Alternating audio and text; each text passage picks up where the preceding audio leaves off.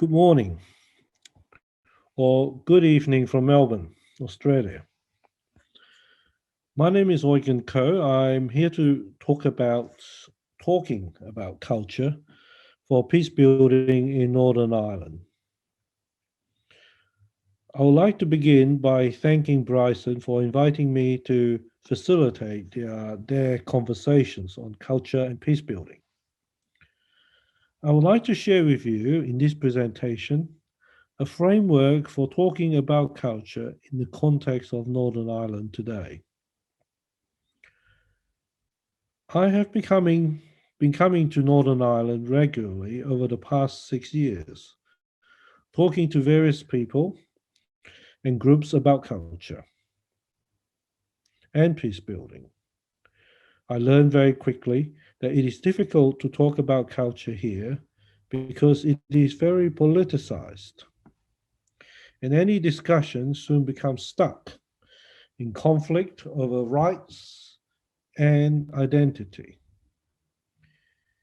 There is a fear of homogenization, as someone call it, where one culture will dominate over the other.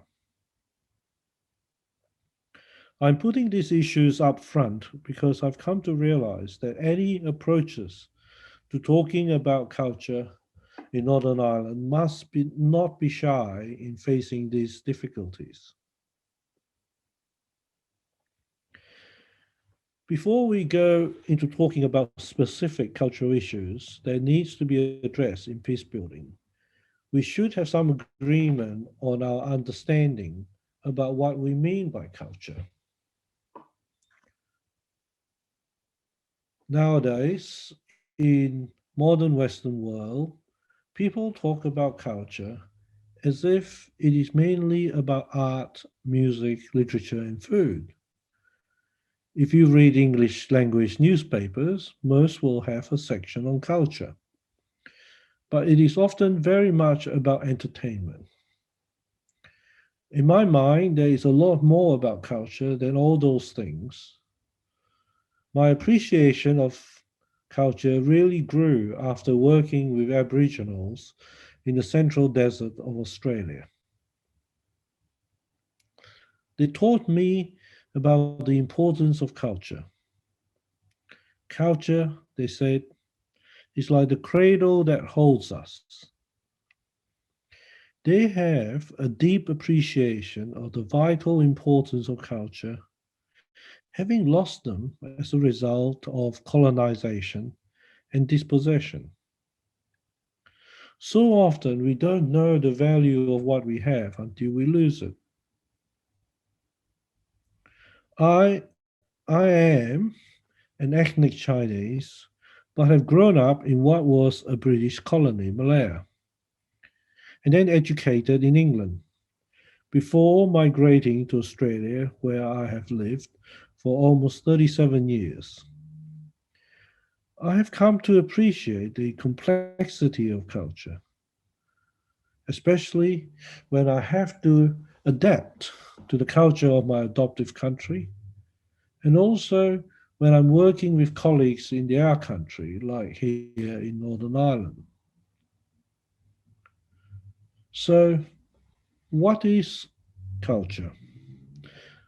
Let us begin by asking, how do we know when we are acting under the influence of culture? Or how do we know that culture is at work in various situations?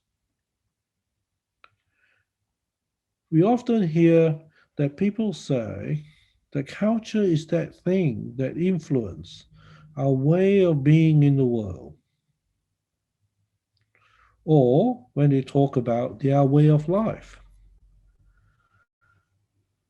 When we talk about the culture of an institution, community, family, or any group, we hear people say, that's the way we do things here. That's how it is. We refer to values and behavior that are given, assumed. We don't usually think about it, less question it. It is accepted as the way it is. We generally accept it as good, unless we think about it and question it. Let's explore more deeply as to what is culture. The word culture comes from the Latin culturia, as in the growth of plants, sharing the origin as words with words like cultivate and cultivation. If we were a plant, then culture is like the soil that holds us and nourishes us. The content of the soil and its nutrients determine how we grow and who we become and continue to be. It determines our fruitfulness. The deeper our roots reach into the soil, the stronger we become. Consider a vine.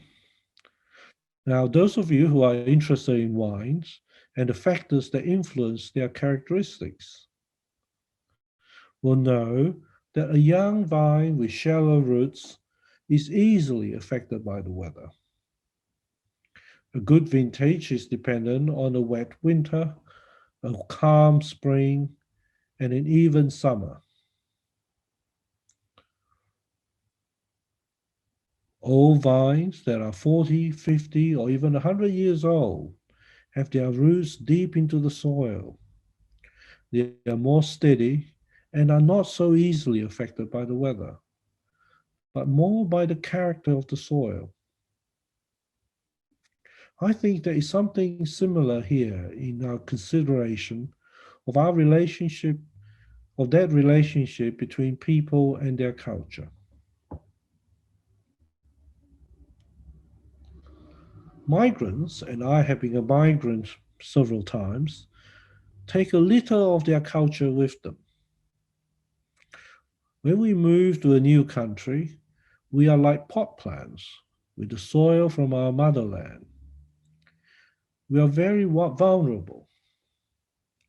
Those who have tried to grow things in pots knows how easily they dry up. And after a while, the nutrients become depleted. Migrants need to be transplanted into the land of their adoptive country. Only when their roots are deeply into the soil of their new country will they feel sturdy. I, I've just realized that I have used a triggering word in Northern Ireland, transplanted. When we come to talk about the events in Northern Ireland over 400 years ago, known as the plantation, it will be useful, I think, to consider this analogy between soil and culture. Until then, let us continue with our exploration of what is culture. I have suggested earlier that nowadays we tend to think about culture in terms of popular culture, and that related mostly to culture as entertainment. In my mind, these are what I call cultural products: the music, the food, the art, and literature.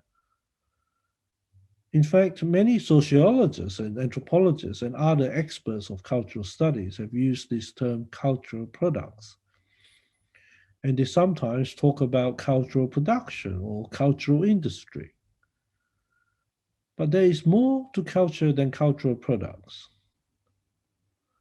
I would like to propose to you a framework or a model for considering culture more deeply. One that looks at how culture is indeed created or produced. I would like to suggest that we begin with cultural substrates, which starts with its raw material, which is our experiences.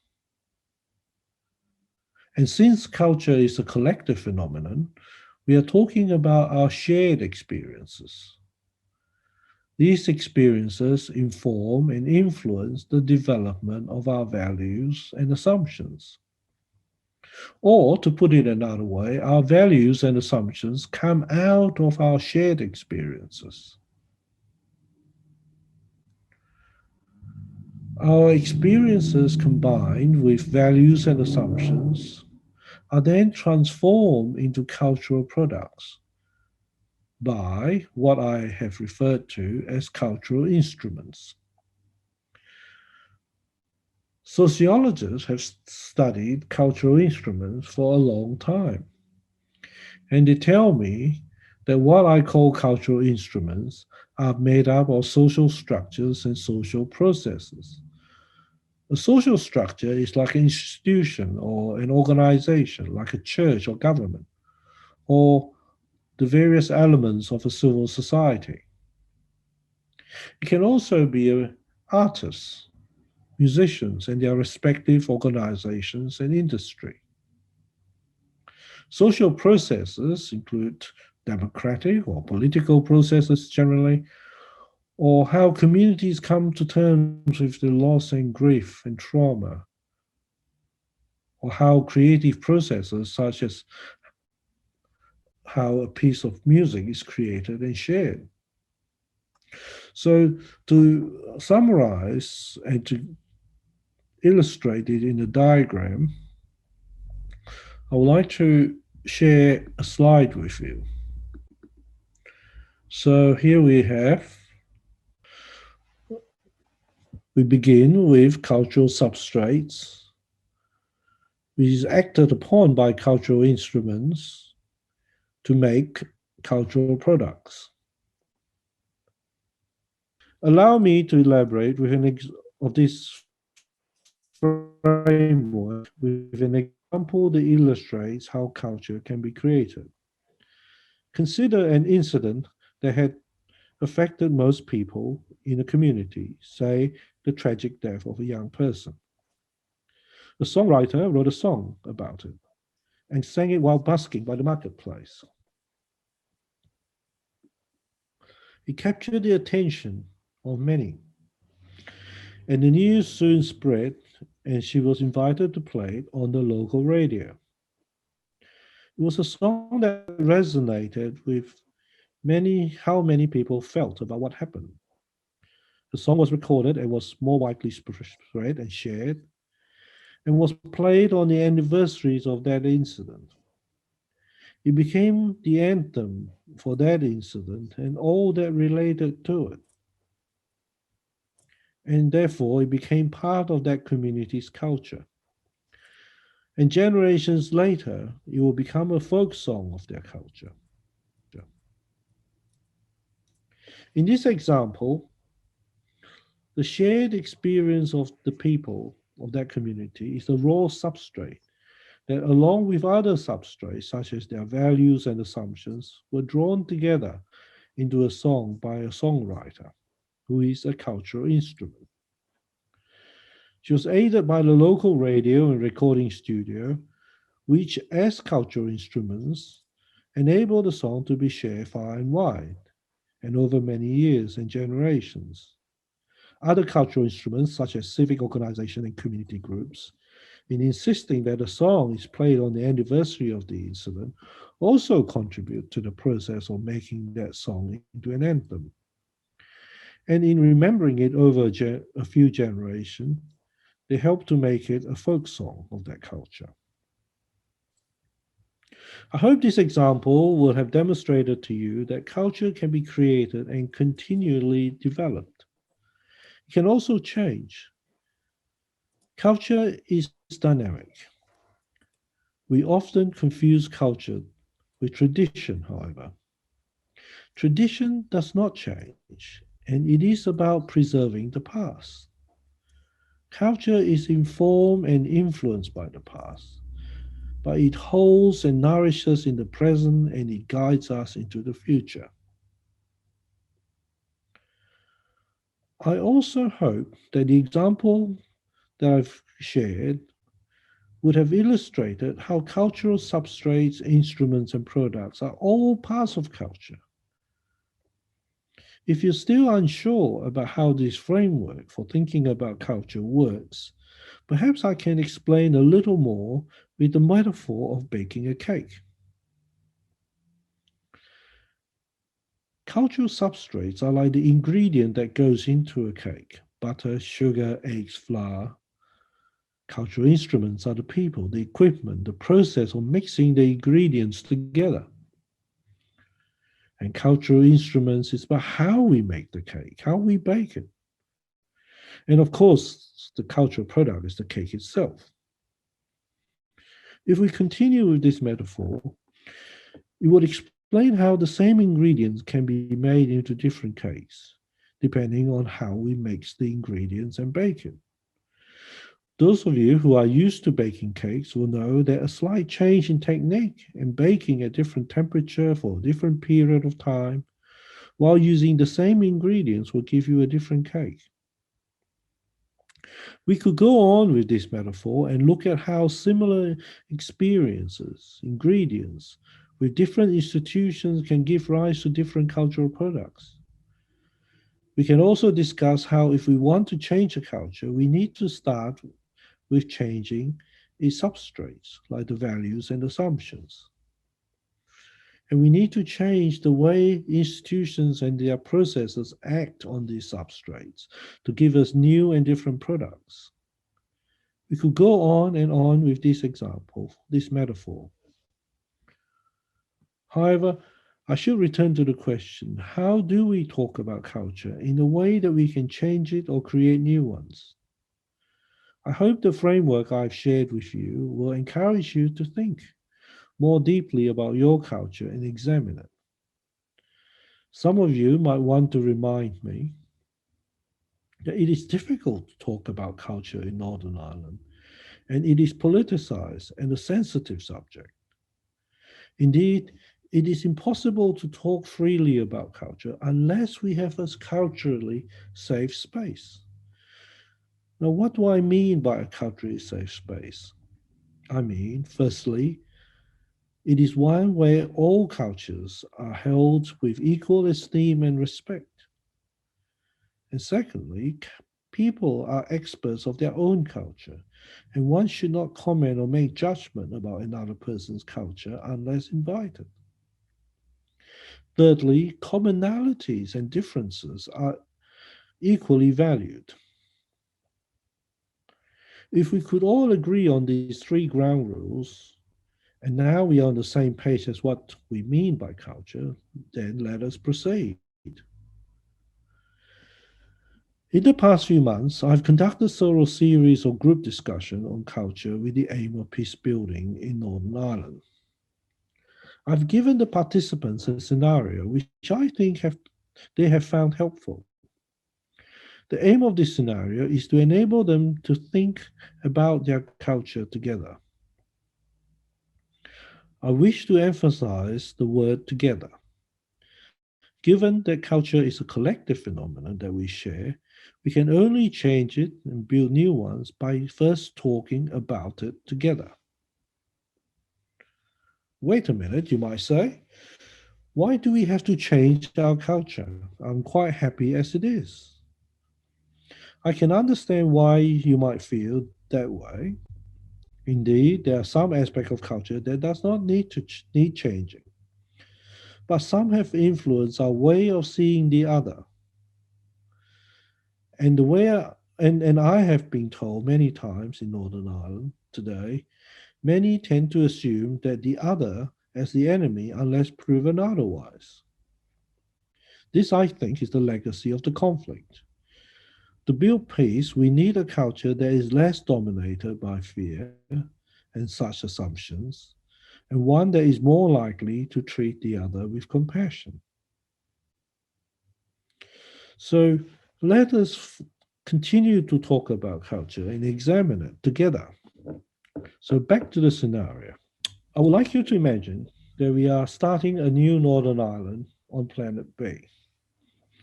And each of you have been asked to bring some of your culture with you. There is only enough room for 3 pieces of luggage each. It is recommended that in the first luggage, you pack a culture that will help you to feel comfortable and secure if you fall ill, stressed, or traumatized. In the second, please pack a culture that will help you to relate to people that are different from you, with a different background to yours. And in the third luggage, please pack some of your cultural substrates, ingredients, and instruments that we can use to build a new culture together. So I shall leave you to think about it and hope to see you at one of the discussion groups in the future.